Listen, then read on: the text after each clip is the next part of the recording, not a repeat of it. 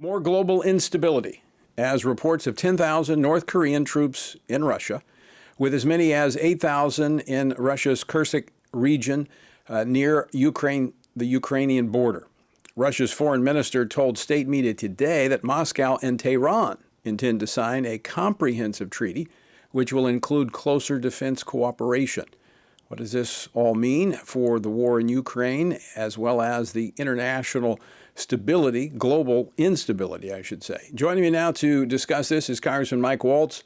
He is a member of the House Permanent Select Committee on Intelligence and the House Foreign Affairs Committee. He represents the 6th Congressional District of Florida, and he's the author of a new book that was just released last week, Hard Truths: Think and Lead Like a Green Beret. He is the only Green Beret to have been elected to the United States Congress. Congressman Waltz, welcome back to Washington Watch. Yeah, thanks, Tony. Good to be with you. So, Congressman, what do we know so far about this cooperation between Russia and North Korea, and should we be concerned? Well, we should be concerned, and it just shows how this war is expanding.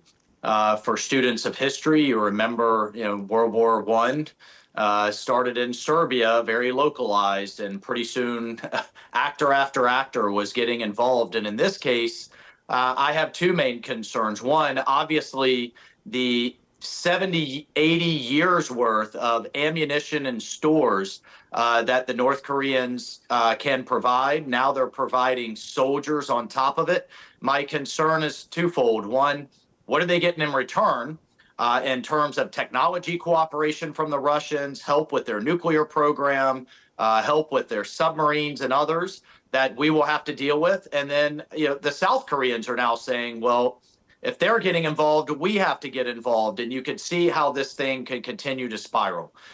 What President Trump has made clear is he will be focused on ending the war, not this kind of endless blank check for how, whatever that means. We have to stop Putin, absolutely. But what's in our interest, and how long, how much is that going to take, and how much is it going to distract us from the enemy that can and is developing the capability to defeat the United States, and that's the Chinese Communist Party. So, Congressman, could this also be a indication of Putin's growing desperation, that he is trying, that he's desperate for more bodies to put on the battlefield? That it could be an indication. I think what he's desperate to avoid is tapping into the kind of the middle class of St. Petersburg and Moscow. Those are his two power nodes and the two economic kind of centers of gravity in Russia. The cannon fodder of troops he's been feeding in have literally been from emptying his prisons and pulling from the outlying areas like in Chechnya and Serbia. He'll continue that methodology with now leveraging North Korean troops and feeding them into this, what's turned into a meat grinder. And so I think he's trying to avoid that mass mobilization, certainly. But North Korea has been preparing for war its entire existence. And it has a lot of artillery, a lot of ammunition, a lot of troops that it's willing to expend. And again, what is the strategy here? What is success in line with our interests? And the Biden administration has refused. Either it can't articulate it or it's refused to articulate it, even behind closed doors with members of the Intelligence Committee. How would you assess the North Korean troops in terms of their capabilities, their training? How do you foresee them engaging on the battlefield? Well, unfortunately for them, I do think they'll be used largely as cannon fodder. We've found just in our engagements on the Korean Peninsula, they're often malnourished. They are very tough. They haven't enjoyed a lot of luxuries in life, and they will follow orders. But between the translation issues, the training disparities, and other issues, I don't know that they're going to have a huge impact, except that this has just become a grind. This has become a war of attrition. And if Kim Jong-un demonstrates an ability to keep feeding Russia soldiers and weapons and ammunition, what does What does that mean on the other side? We keep pumping billions and billions of dollars in. And the thing that's so frustrating to me, Tony, is that we could solve this issue through energy. Russia is a gas station with nukes. We flood the global markets with our oil and gas. You drive down the price of oil. You dry up Putin's war machine, and he literally can't afford to perpetuate this war. And that goes for Iran as well. But instead, Biden and Harris have gone to war on our energy supplies, Keystone XL, the LNG ban, so that the rest of the world is buying from the likes of Iran, Russia, and Venezuela. It is insane. And that's the more strategic approach we should be taking rather than matching dollar for dollar, bullet for bullet, or troop for troop.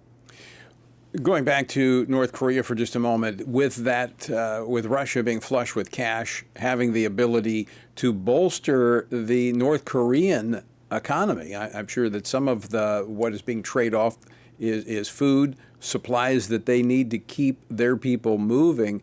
That counteracts the sanctions that have been placed on them in many cases to try to, strangle their nuclear program. Does it not?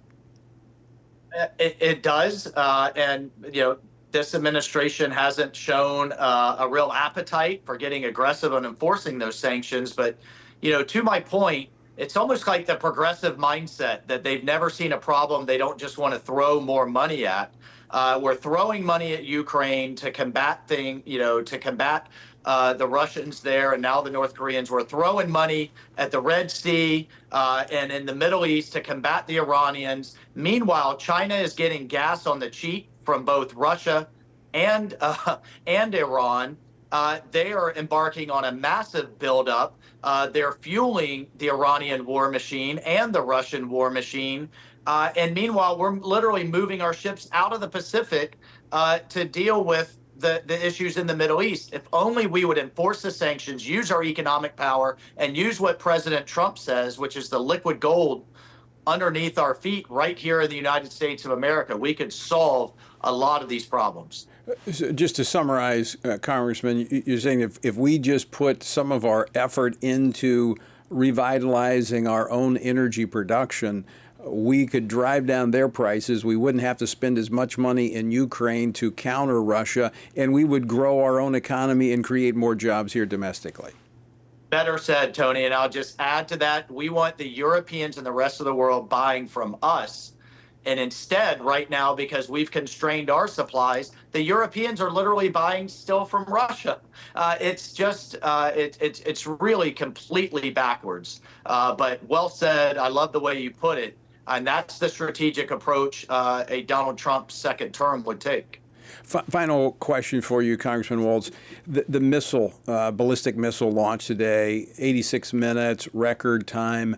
Should we be concerned about what they're developing with their capacity there? Absolutely, we should be. I mean, the air quotes here, strategic patience that Obama embarked on and that Biden's continued basically means North Korea is developing a massive nuclear arsenal that can threaten the entire world with a madman with his finger on the button. That should concern all of us. And a number of studies have shown any type of nuclear exchange, whether it's between Iran or Israel, North Korea, South Korea, would be devastating to the entire world, not just that region.